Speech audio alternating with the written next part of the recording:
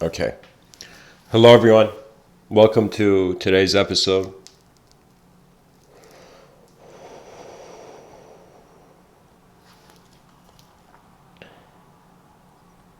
How does the story of the world approach us? How do we approach the story of the world?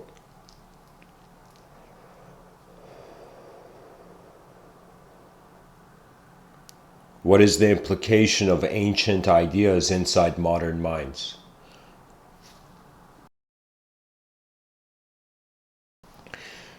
In this episode, I wanted to focus on the relationship of man, not with objective phenomena, but with subjective phenomena.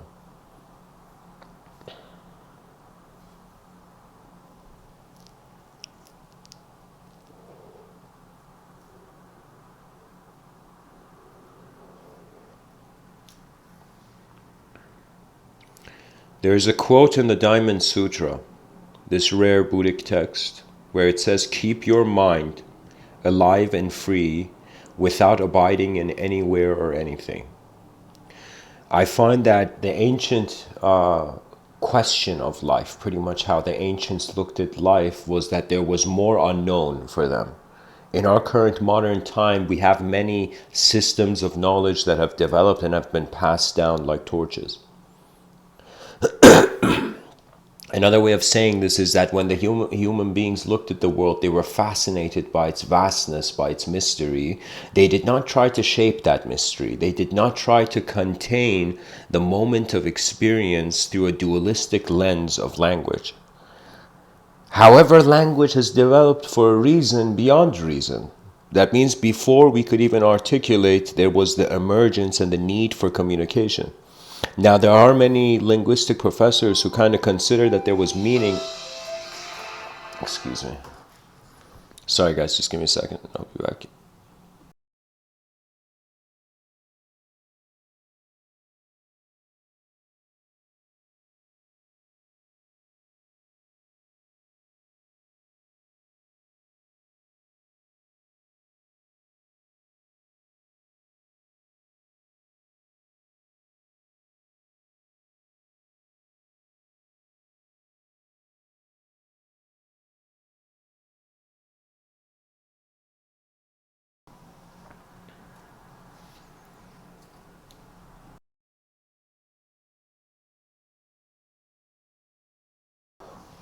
Sorry to continue.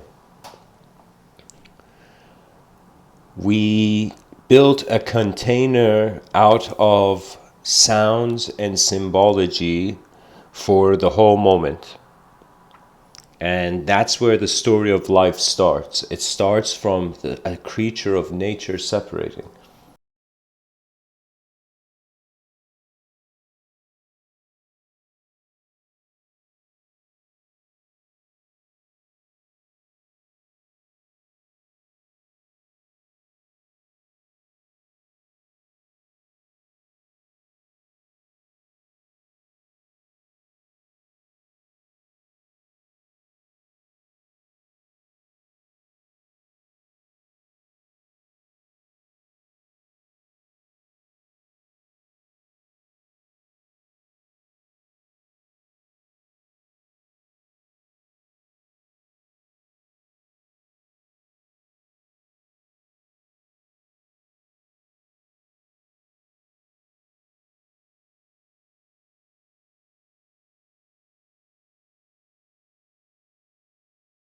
Sorry about that, guys. It's these phone calls. These damn phone calls. Not these blessed phone calls. All right, here.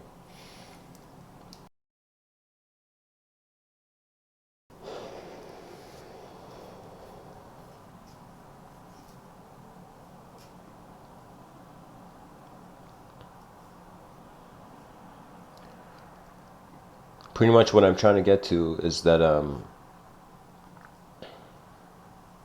the world couldn't be articulated in as much of a sophisticated way as it is now. Therefore, they had to confront the unknown intensity and leave the unknown as the unknown. This is a very crucial idea because nowadays man can't leave the unknown. That means he has to touch it. That means anything that he finds he doesn't comprehend, he has to bring in the sphere of his knowledge. Right? We have this attempt that we should be liberators, champions of our own truths and clarity. But I find the case is different. It's not a. Good morning, Idris. Welcome to the talk, man.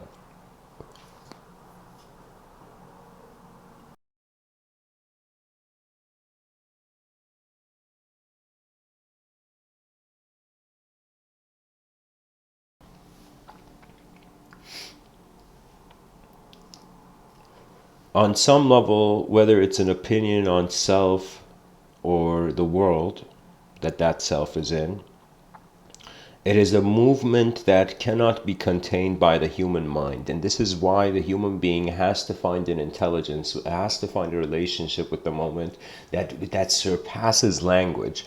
And I find that the human being has many moments, very many moments of unique states of kind of mind throughout the day. But where is the attention? Does the attention acknowledge it? When something happens, does a story come to own the moment, or is the moment simply there and being watched?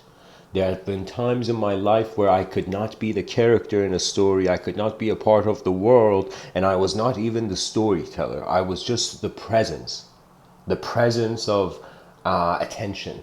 It's so simple at times, the presence of attention. It's your mind requires a freedom from its own shape, because its shape is changing all the time, and because it's changing through shape, it doesn't identify with the change. So what does that mean? That means imagine you're walking over paint, many kinds of paint that is spilled on the ground, and as you're walking, you're taking footsteps on this paint, and each time your feet goes onto one of the colors of the paint, you can't say that your feet is only in that color as you continue. So the dynamic nature of how experience continues means man can't be content with a box. You know, the world is changing inside and outside. That's the fascinating thing. And it's changing inside in the sense that our inside is a reflection of what is outside, is it not?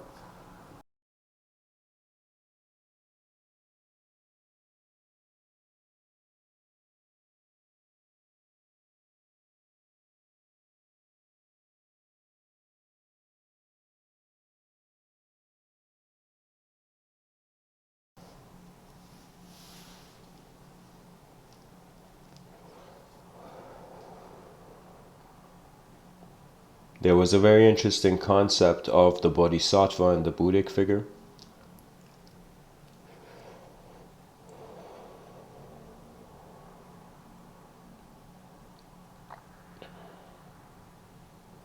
One was of taking self into the world, the other was taking the world into the self, taking the world to the self, taking the self to the world, and taking the world to the self. Based on what you acknowledge, the world opens up to you.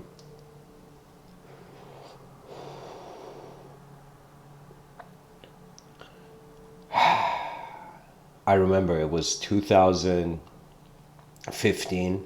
I was in the UK. It was like the second year of me having started giving these talks. I've been giving these talks since 2014.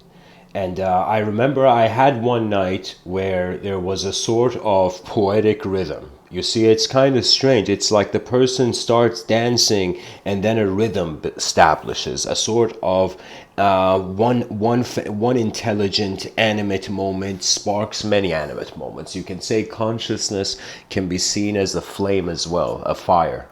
This fire sparks to other moments. That means you see, if you pay attention, in certain moments of emotional turbulence, the person is not actually in the present moment. They're responding to a situation in the past that they either couldn't respond to, or they responded in a certain way or an uncertain way.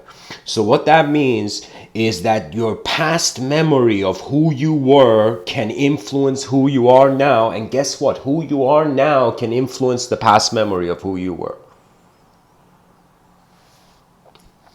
There was this study done by a university where I don't remember how it was explained, but pretty much the study was that they brought this person, and they went to the relative of that person and made sure that like they made up something that happened to the relative of that person, but they made the relative kind of,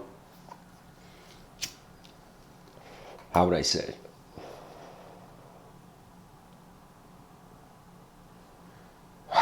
Pretty much they go to this person, this it's like a university kind of study, and they tell the person, like for example, your cousin said that when you two were young, like he fell down and he scratched his leg.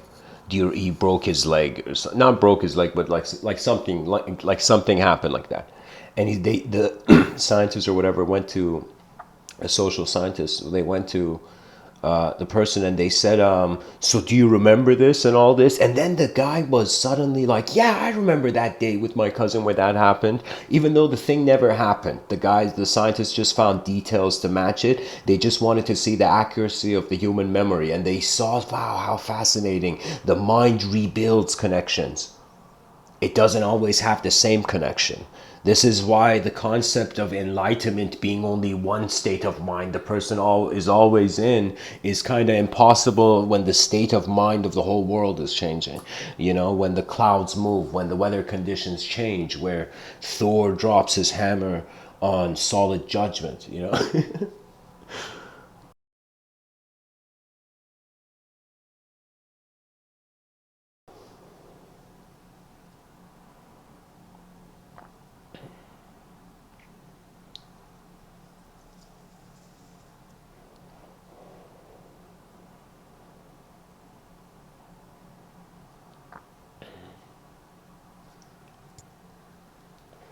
So, in some sense, memory is being refabricated. Every experience is shifting. I find every time a person remembers something, they change the memory. Believe it or not, every time I share a story in these talks, a story I've shared before, it's kind of like putting lenses of different colors and looking at the same thing through all these lenses. Eventually, what you realize is like, I kind of understood, it took me a while, but Leonardo da Vinci has, there's this quote ascribed to him that he says, to develop a complete mind, you need to study the science of art, you need to study the art of science, learn to see, realize how everything connects to everything else. Now, this is the part I missed from that quote, which I later on understood, was that when Da Vinci is saying learn to see, and then he says realize that everything is connected to everything else, in the process of learning about what sight is, there comes a moment of an integrative non-dual nature.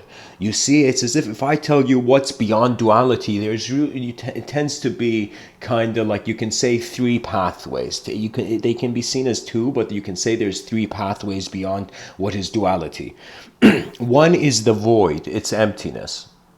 The other is, in some sense, the void. Then we have the infinite. There was one more.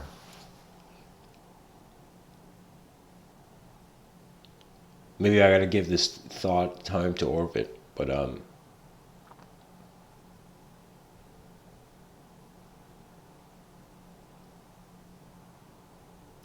here, there we go, there we go.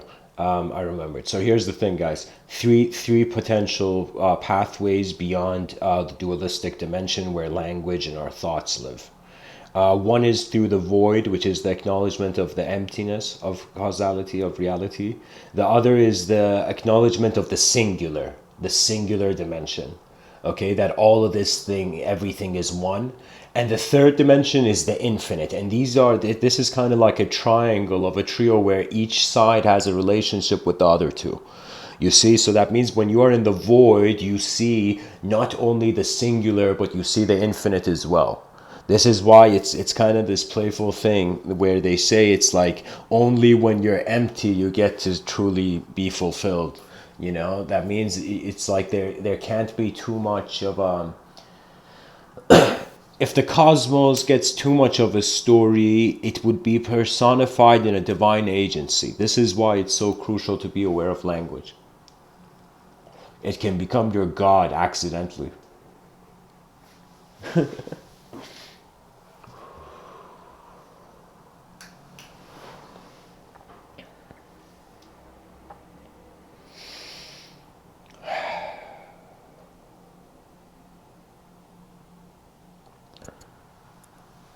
By the way, guys, if my voice is unclear at any moment, let me know. I've been known to have microphone issues in the past.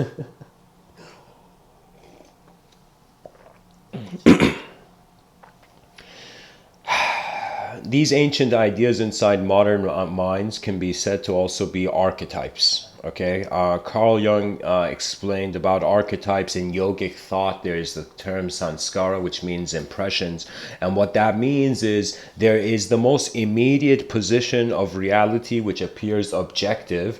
Then there is the indirect position of reality which appears subjective. However, that indirect position of reality, we as the human species in our mainstream, let's say even we take in the most secular perspective, it seems to be phenomenology occurring inside the brain, as if the brain is this biological projector, you know.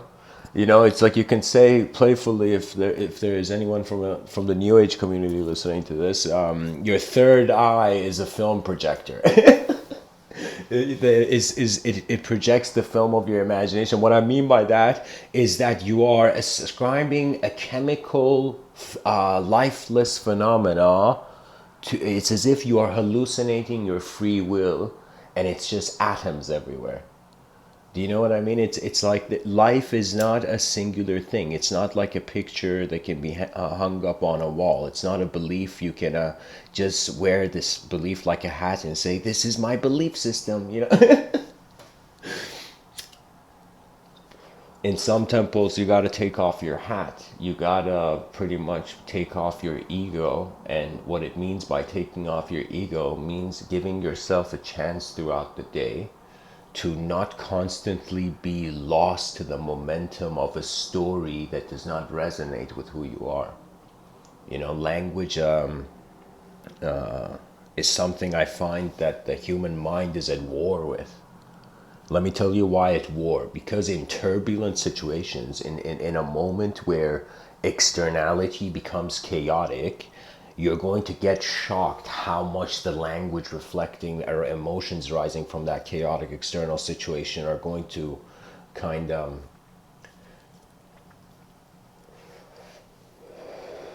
they're going to shake the attention outside of a certain frameworks of thought. I had an experience recently where it was a sort of strange encounter with a subjective death.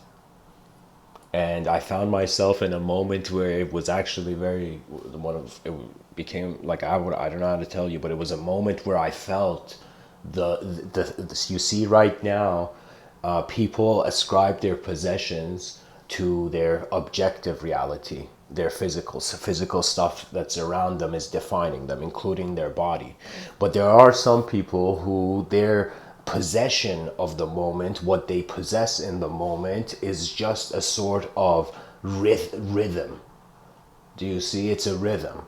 It's like how things are maintained in a certain way in accordance to how that part of the universal sector is changing.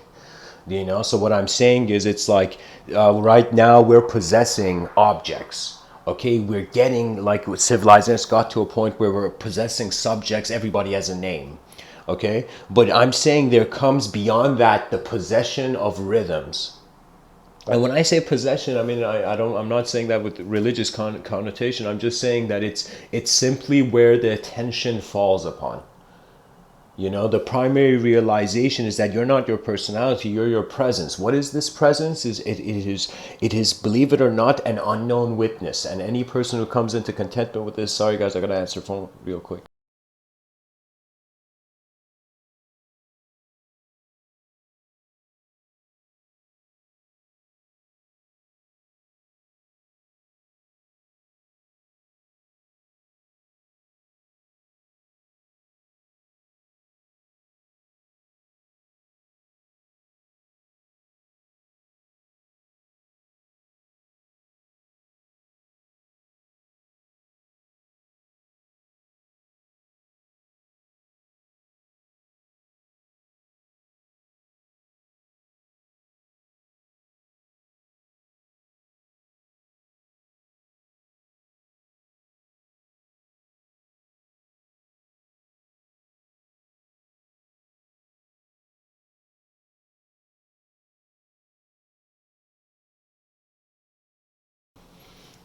Okay, sorry about that. To continue. Oh God, hold on.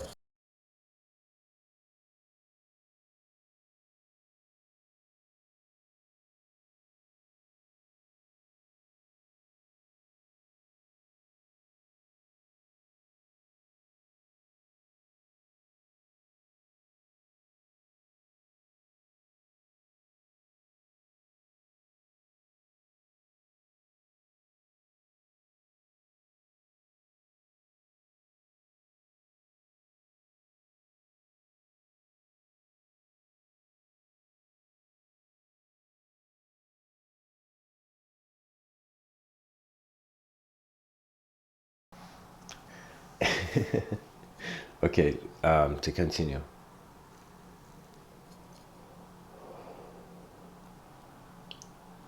It's kind of like right now realizing the state, the way your mind and intelligence is present. You see, really, non existence brings this into light. The way your attention is here now, you tell me in an empty cosmos, what is more divine than being aware of something? It's like in an empty room, something is here. That's our greatest proof. That's kind of like how you can say your existence is the proof of your divinity.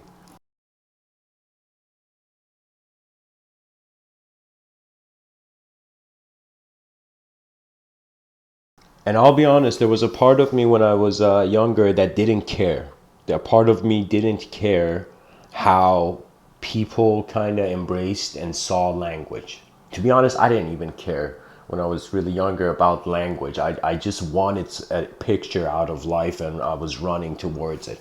Like imagine all the children in the world who are being born, eventually like a picture, a portrait of themselves is shown to them by the world and they're going to be like, oh my God, and they run after that, right? And so I kind of saw that it's like, what can you say about language? Every person's experience is different. The moment, it's like that whole argument destroyer, where unless there's a philosopher in the room, most conversations are destroyed by this thing of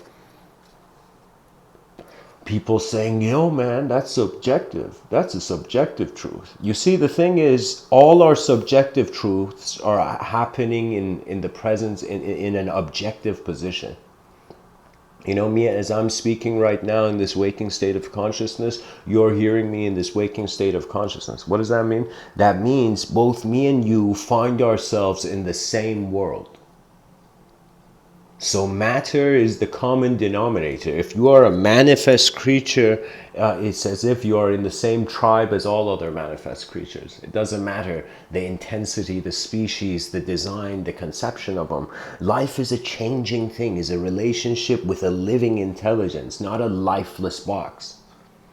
When the cosmos becomes a lifeless box, there is an advantage to that. There is an advantage to seeing anything as atoms, everything as atoms, because then all emotions are nullified to meaninglessness. That means the person who feels guilt is like, why? It's like, how can atoms feel guilt? The person stops feeling guilty, for example.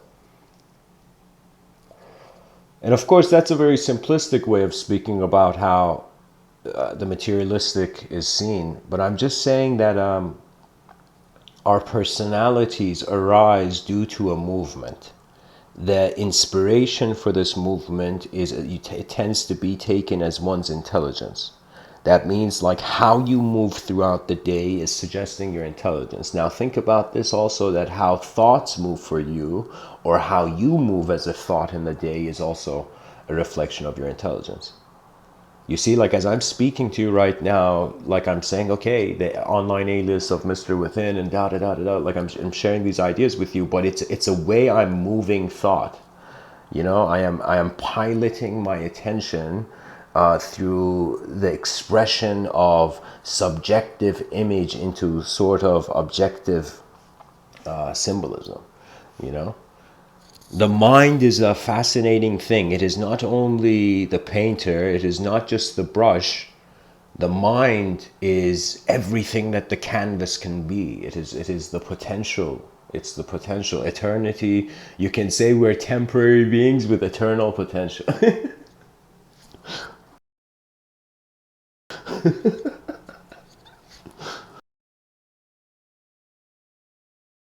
It's kind of like Darwin realizing he is indirectly kind of promoting evolution as a sort of eternal urge of continuity. It's as if the most unnatural thing. Why is a temporary being not content with itself? Why must a temporary being, rather than kind of seek something beyond itself? You know, it's because there's more to see. That's why. The greatest motivation of life is the unknown. And I should have guessed it early on in my life. It's like we are such creatures in stories of space and time that you can have that space and time suffocate you. You can have space and time kind of be in a certain way where you feel you cannot move. Usually, emotionally, the person can become paralyzed. There's some people who are intellectually incredibly open, but when I kind of see these people on YouTube, I get a feel that their emotional intelligence has been locked down or forgotten or banished. It has been exiled. What does that mean? That means certain, I think of archetypes as citizens of a civilization that is your mind. Archetypes are images of self, or you can say the way images of self have come into position. So imagine you went in one moment as a child and you saw one person and how they were alive. Then you went into another moment and you saw another person. Then you saw another person. You saw the archetype of your parents, for example, what a father means to you, what a mother means to you, and it's as if you can see the archetypes. Archetypes are, you can say, how the images of a person, images of personhood live on subjectively.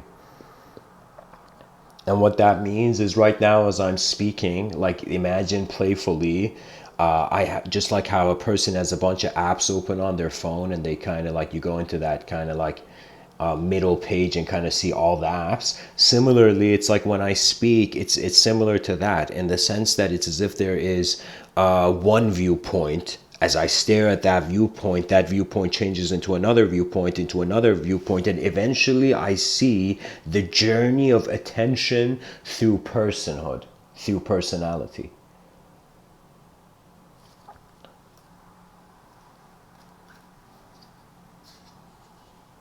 And the environment is really crucial to one's inner health.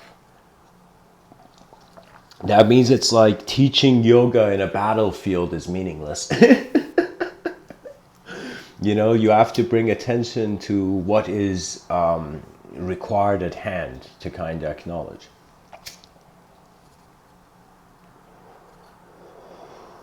What that means is I wouldn't be giving the same talk if it was 1,000 years from now or it was 1,000 years ago. Every moment in history is like you got to acknowledge history's face. It's kind of like imagine seeing like a family member, a distant family member, and then 10 years passing and then seeing them again. Now, after those 10 years, when you see that family member, it's one of those moments where you're like, okay, this person has changed. It's as if who I thought this person was, no way this person is still the same person. And so what that means is life is a grand sculptor.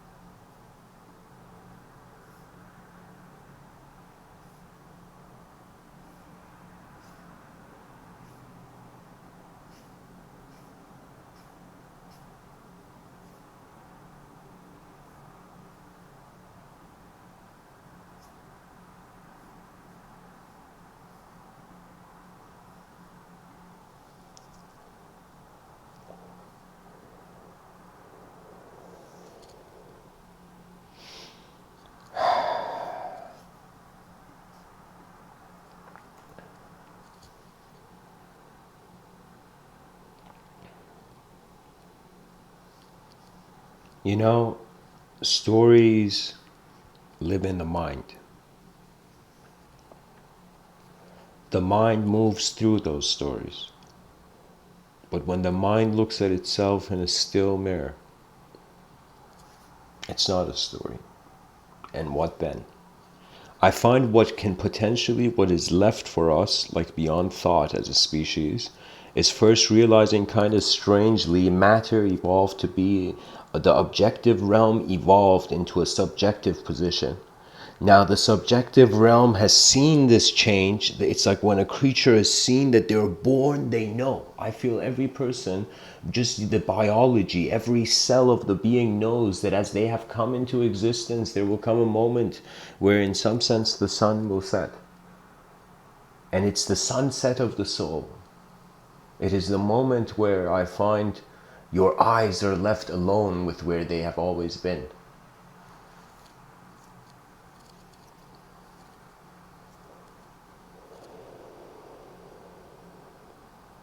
Rumi says, out beyond ideas of right doing and wrong doing, there is a place. I will meet you there. That place is rhythmic, it's dynamic, it's the unknown moving knowledge. So it has to do with one realizing, you can say, when one studies their relationship with the unknown, that is spirituality. How the unknown is moving knowledge, that's it. And that's something every person has to study, because your mind, nobody has your eyes. You'll laugh when you realize this. When you realize nobody has your eyes, that means nobody could have ever judged you or said anything, because nobody could ever see through your eyes. When you realize that freedom, it's strange. It's the freedom of the inner reality. The way society is designed now in 2019, people's inner realities are locked down, and civilization has an artificial factor to it. You know, that in our societies, we're not our true selves, because if everybody wanted to be their true self, it's as if then there would be too many truths in the same room.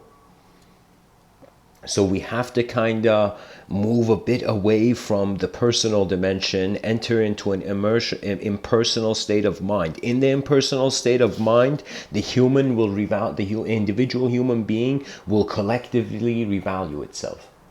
That collective revaluation is so crucial, because it's like, rather than you wanting to go from earth into heaven, into another dimension of whatever, you are wondering how this dimension is here.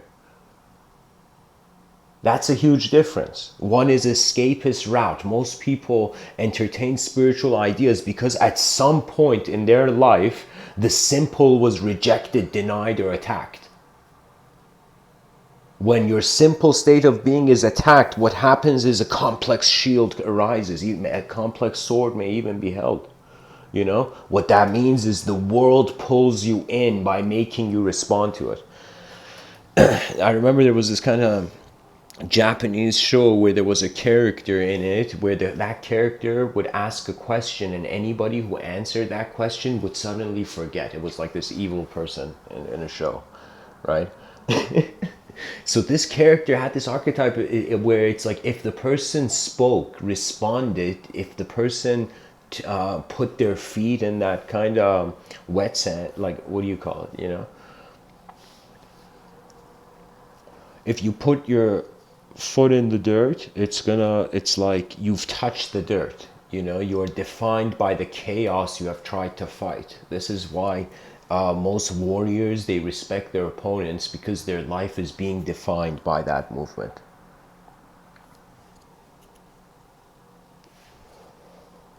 What that means is archetypes are either coming from the past, they're either being shared in the present, or they are to be found. That means who you are cannot be fathomed in any moment. Regardless of the worst failure, tomorrow has a different promise. And so for me, it became a bit chaotic, to be honest. I feel like, just like how they say there's a mad scientist, I felt like I was a mad philosopher, But I was kind of like mad. just mad at the situation where there's been certain moments where I call it divine rage, but it's an inner rage. It's not external, violent. It doesn't care for external reality. It's the rage of the soul against its condition. And it's usually inspired out of a nostalgia of an unconditional state. It's as if you won't seek freedom unless you know what it is. You know, it's like, how can you buy something that you don't even know what that thing is, right? So if you are going towards something, that means there is an inclination, there is some pattern that has become active. You know, sometimes emotions are rhythms that you can't do much about. You got to sit them out. What that means is there's been moments where I felt rage, incredible anger and rage arise. And what I did is I just sat still and silent and watched it until it kind of, that flame extinguished, you know, that flame kind of settled down. So sometimes emotions, they take long because they spark other personalities, other memories. So you can say a person who's really emotional, they're being many senses of themselves in the moment. Many memories are active in the attention, right? Emotional intelligence is much more rhythmic, much more intense than just rational thought. Do you know? It's like when we realize we're emotional creatures and the emotional dimension of our being is moving faster than thought, then that would kind of imply that the human being needs to have the unknown, because one part of the intelligence is moving quicker than other parts of the intelligence. That part that's moving quicker cannot be contained in the definition of the other parts, you know? That means dimensions are not running at the same speed. That means the mind is changing quicker than the body.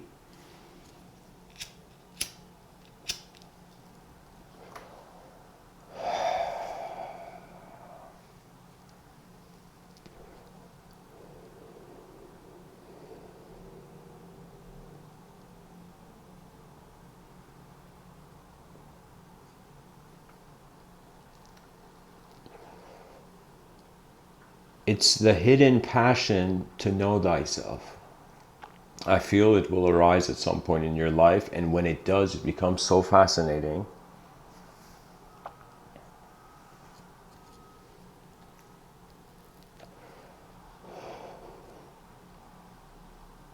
That it becomes a moment of reverence. Your eyes become as sacred as anything that is manifest. It's like, what greater empowerment do you need? Light is beginning the world for you. We are light powered, kind of solar powered. Our subjectivity is solar powered, you know?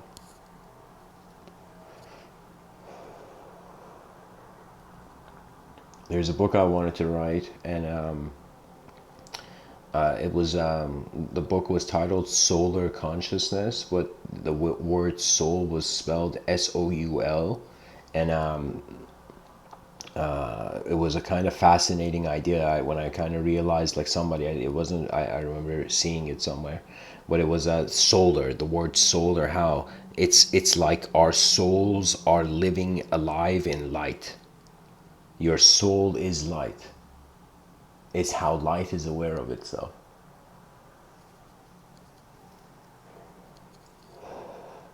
So modernity is a way that the world is speaking that we have to hear now. And what it is once we take the boxes of language off our head, when all our philosophies bow down to the direct presence of the experience, that's a moment where the intellect has found its purpose.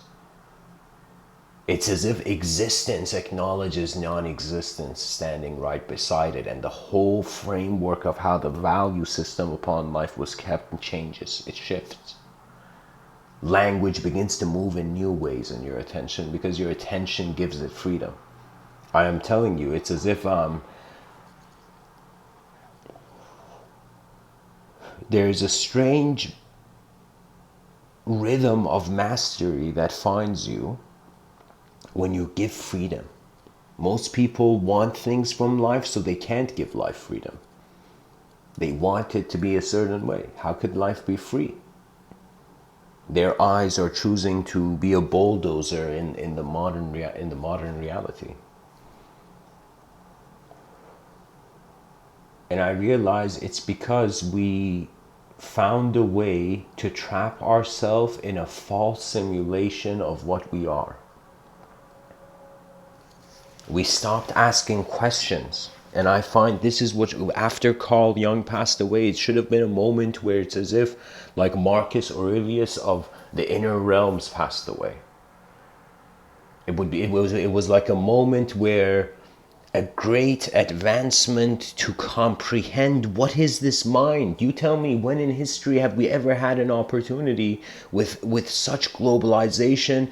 It's as if the inner realms can be shared. It's like, imagine there was this kind of this shaman back in the day, and he looked at the people asked him what would the future would be like, and he's like, everybody would have access to all knowledge. And people were like, what do you mean? That's nonsense, right? And then, we have the internet now. So it would be, it's like patterns of the known with the unknown.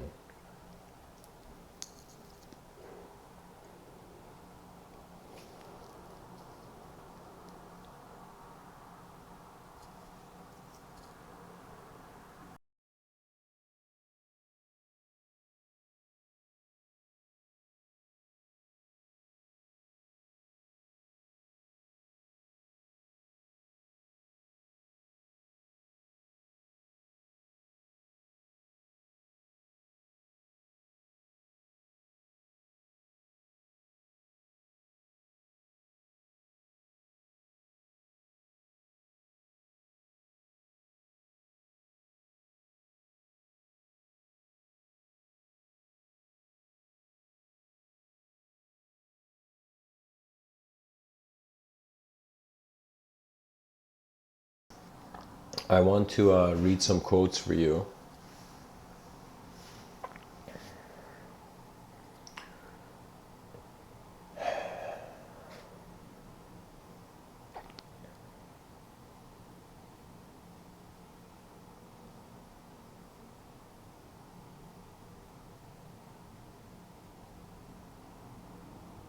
Okay, I'm just going to read a bunch of quotes from the Bhagavad Gita right now. So just tune in, guys.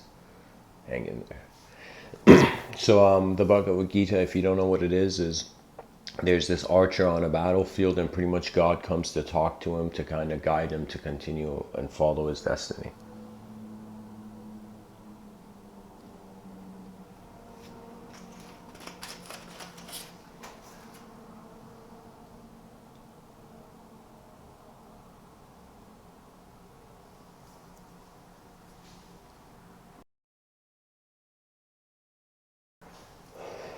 So Krishna is God, and this is what he's saying to Arjuna.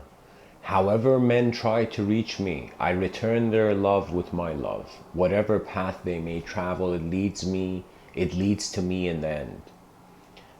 So it's as if the voice of God in Arjuna's mind is saying, I am the beginning, middle, and end of creation. I am death which overcomes all, and the source of all beings still to be born. Just remember that I am, and that I support the entire cosmos with only a fragment of my being. I am time, the destroyer of all. I have come to consume the world. I am heat. I give and withhold the rain. I am immortality, and I am death. I am what is and what is not. My true being is unborn and changeless. I am the Lord who dwells in every creature. Through the power of my own Maya, I manifest myself in a finite form. You and I have passed through many births, Arjuna. You have forgotten, but I remember them all. The brightness of the sun which lights up the world, the brightness of the moon and of fire, these are my glory. The divine illusion of mind caused by the qualities is hard to pierce. They who come to me, they cross over this illusion. Whenever Dharma declines and the purpose of life is forgotten, I manifest myself on earth. I am born in every age to protect the good, to destroy evil, and to reestablish Dharma. That one is dear to me, who runs not after the pleasant or away from the painful, grieves not, lusts not, but lets things come and go as they happen. There are 3 gates to this self-destructive hell: lust, anger, and greed. Renounce these 3. I'm pretty sure Krishna, God, is rapping here. Pleasure from the senses seems like nectar at first, but it is bitter as poison in the end. That which seems like poison at first, but tastes like nectar in the end. This is the joy of sattva, born of a mind at peace with itself. Those who cannot renounce attachment to the results of their work are far from the path. Actions do not cling to me because I am not attached to their results. Those who understand this and practice it live in freedom. Calmness, gentleness, silence,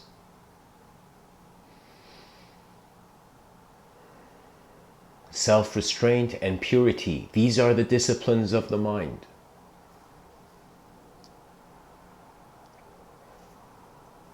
To those who have conquered themselves, the will is a friend, but it is the enemy of those who have not found the self within them.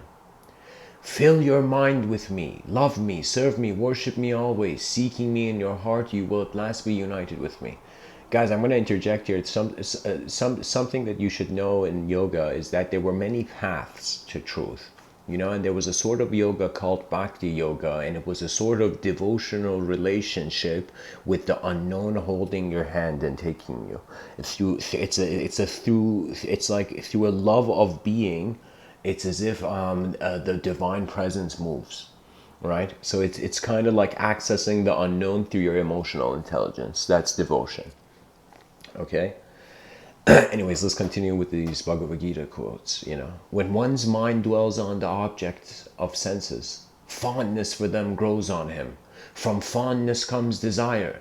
From desire, anger.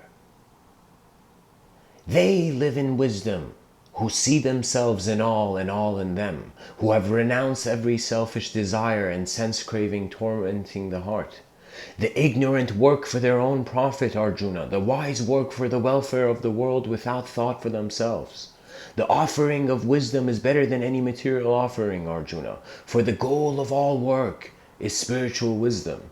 Even if you were the most sinful of sinners, Arjuna, you could cross beyond all sin by the raft of spiritual wisdom. Those who possess this wisdom have equal regard for all. They see the same self in a spiritual aspirant and an outcast, in an elephant, a cow, and a dog. All the scriptures lead to me. I am their author and their wisdom. The immature think that knowledge and action are different, but the wise see them as the same. For the senses wander, and when one lets the mind follow them, it carries wisdom away like a wind-blown ship on the waters. And this is why I say, guys, this is a time where we require to pilot our conscious attention. Pilot our attention consciously. The peace of God is with them, whose mind and soul are in harmony, who are free from desire and wrath, who know their own soul. Anger leads to bewilderment, bewilderment to loss of memory of true self, and by that intelligence is destroyed, and with the destruction of intelligence he perishes. Wow. Guys, I gotta explain this. So anger leads to bewilderment. You get angry, you go into an uncontrollable bewilderment. Bewilderment is such an animalistic evocation of your instincts. Like it's so animalistic that it's because it's uncontrollable. That means in your current attention, actions and intensities are occurring that you're not aware of their full presence and position. And you know, so what it means is a person gets angry, becomes animalistic. When he becomes animalistic and violent, he loses his memory. He forgets who he is because the external is defining the internal, not the internal defining having control. The internal dimensions don't have control over the external dimensions in that point. You know, so the person is not conscious. It's just like an activity, uncontrollable activity happening. Bewilderment to loss of memory of true self. And by that, intelligence is destroyed. That means the moment you are thrown in this unconscious kind of movement, you know, be animalistic bewilderment and kind of, it's like violence is pretty much that. It's a sort of loss of your intelligence. The person is not in control of what is them in the moment. Okay? And with the destruction of intelligence, he perishes. That's very true. That's another way the soul leaves the body if the body is too uncontrollable. It's as if after that point it just becomes a program of nature if the person reverts to too much of a savage state, you know?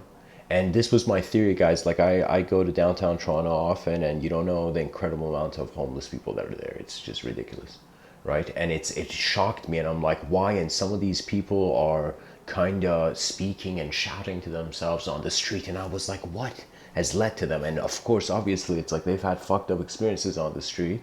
But I think the other thing that really leads to one becoming delusioned is too much anger. Too much anger. That means the intensity of anger their minds had to acknowledge on the street eventually led them to a chaotic mindset. You see, the environment is key, and I would tell every nation, invest as much as you can in making the cities look beautiful. I'm telling you, make it, there was something I, of course, like, you know, from a capitalistic framework, if Bernie Sanders was listening to my talk, he'd be like, you bringing up the Medici family, Mr. Within? But I'll tell you, the Medici family did something incredibly smart. They did something so kind. It's strange. They had this vision. It's like the wealthy back in the day weren't as selfish as their people are now. The wealthy saw themselves as an ultimate ability to be selfless. What does that mean?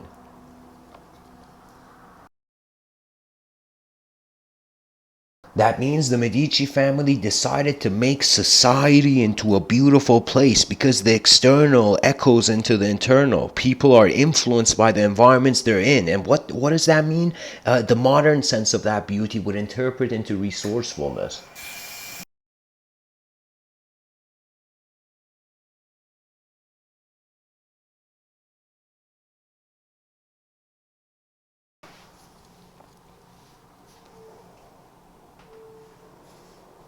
That resourcefulness is freedom.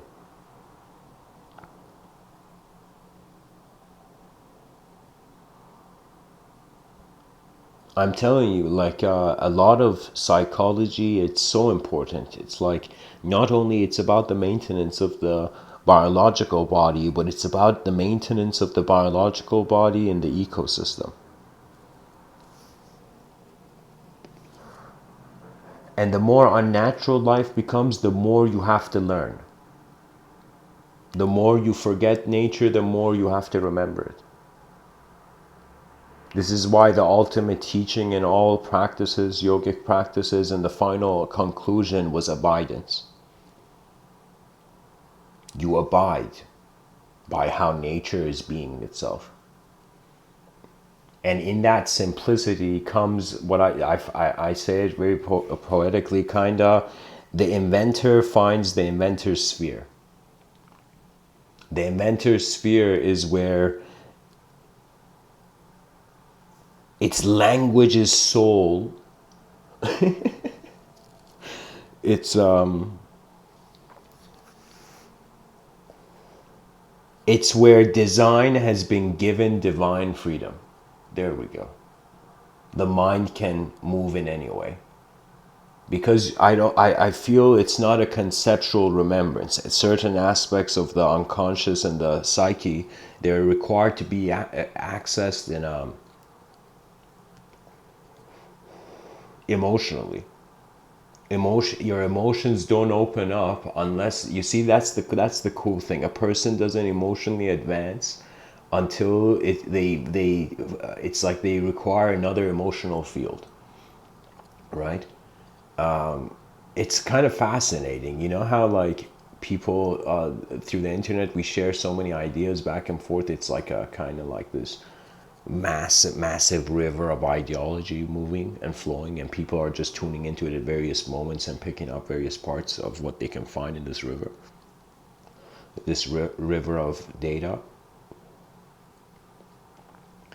I find emotionally it has to do with the condition of the being.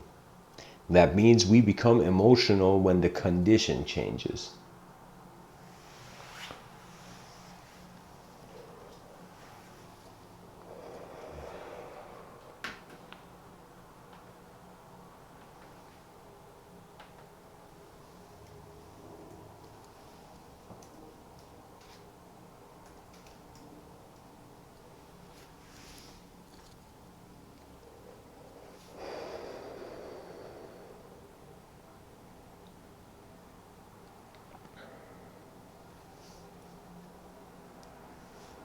there's this kind of next level story of this Guru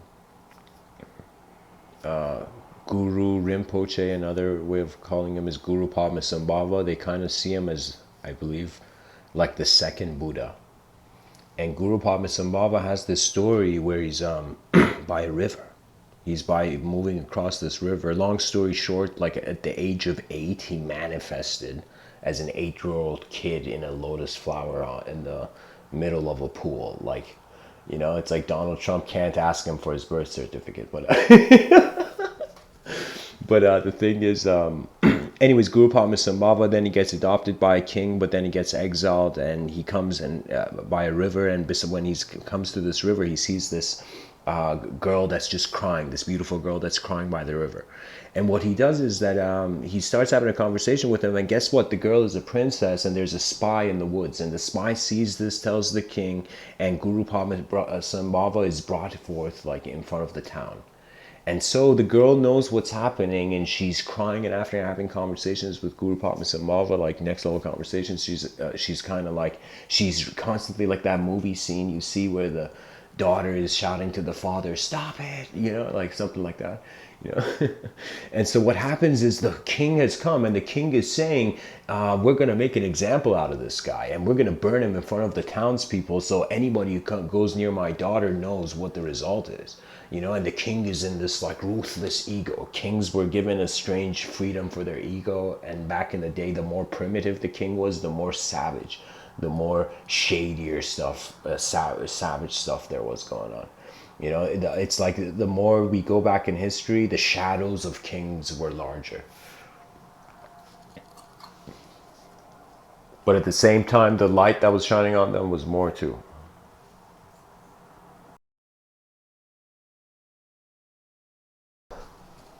The townspeople are there. There's this mob mentality, kind of like Nazi Germany, you can even say, like this intense kind of savage blindness of the whole community over an action, right? And it's like, we don't know who this guy is, but yeah, burn him, you know?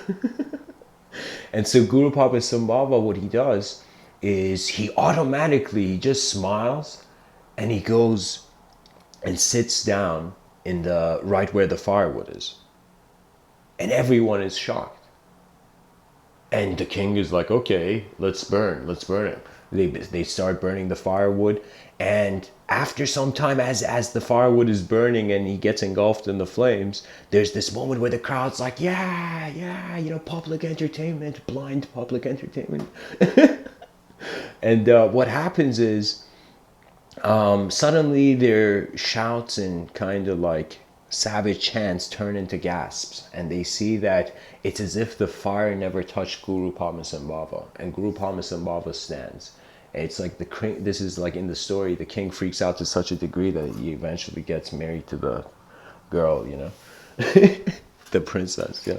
But the story is of his ability with his relationship with Maya, with material, with the movement of the manifestation of the world.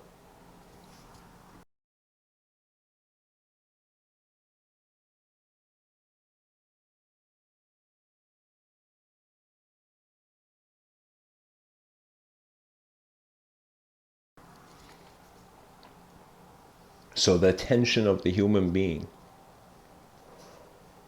to what it is being. This was the study of self.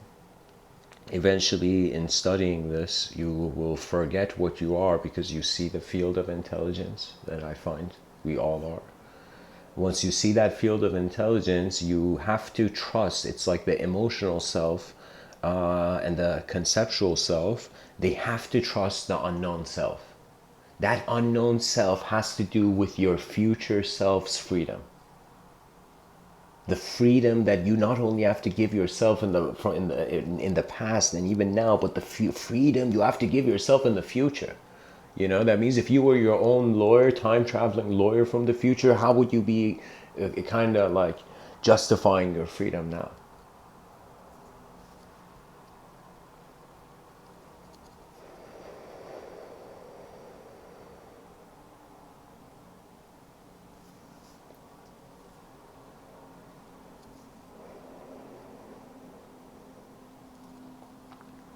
The issue is what the mind doesn't trust, it can't access. What it doesn't trust, the attention doesn't care about. And so what I'm saying is, in this objective life that every person on this planet is experiencing, there is subjective rhythms happening. It's like ideas are walking in the street among us. These ideas are, I say it in another way. I say people are walking in the streets and ideas are walking in the streets in people's minds.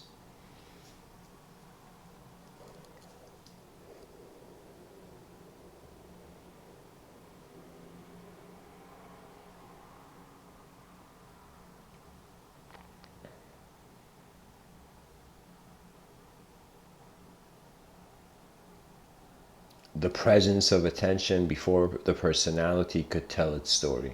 That's believe it or not, that's not, you can't say it's clarity. You can never say enlightenment is for a person. It's the metamorphosis of the personality into what is. A dimension of you is identifying with doership, how you are a sense of action in the moment, you know, and act like its individual relationship with the moment, and there's a very collective and non-dual. You have a dual relationship with the moment and a non-dual relationship with this moment. The non-dual relationship is the witnessing of chaos and order, kind of how the poet Rumi would say, the mind, just like a bird needs two wings to fly, your mind requires chaos and order to manifest the story of itself, right? So after some point, this is why the Sufis were kind of like, they had this mentality where they're like, it doesn't matter what the appearance of the manifestation is. They no longer cared for treasures, and they never cared for I don't know, what would you say, toils, like it was a indifference to chaos and order because both were required. That's the crucial thing. People are trying to run away from chaos. They tell themselves stories of how their life is chaotic all the time. But what's crucial is to realize, okay, so regardless of the amount of chaos, the certain order, that it's like 4 billion years of evolution has led to some ability of projecting order.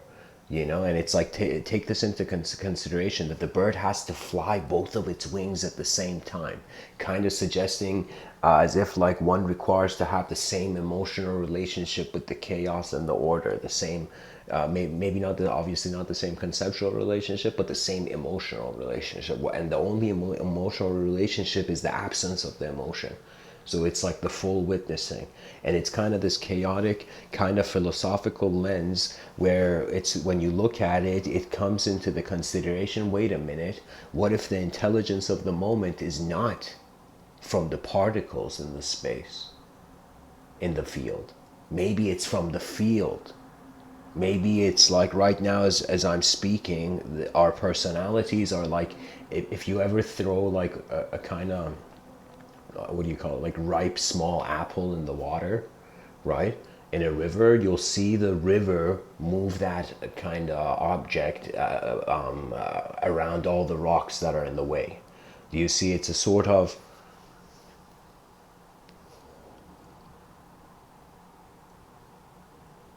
flow, you know. It's like it's the river that's moving the object in the river. The object is not moving the river.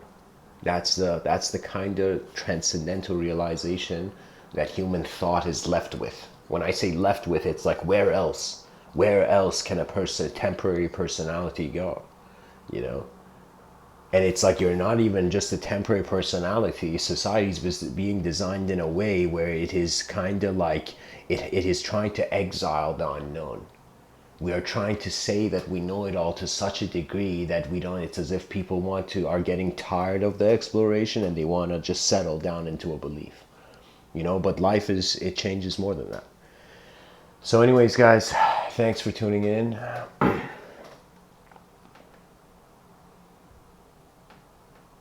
And as much as you can have a dualistic approach to life, you can have a non-dualistic approach. It's just the other side of it.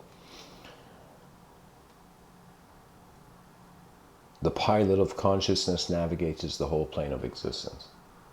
That's one of those things I say a lot in these talks. It's the field moves the particle in accordance to the particle being aware of the field. That's what inspiration is. True inspiration is not a concept, it's a rhythm. So, yeah, thanks for tuning in, guys. Much blessings and namaste.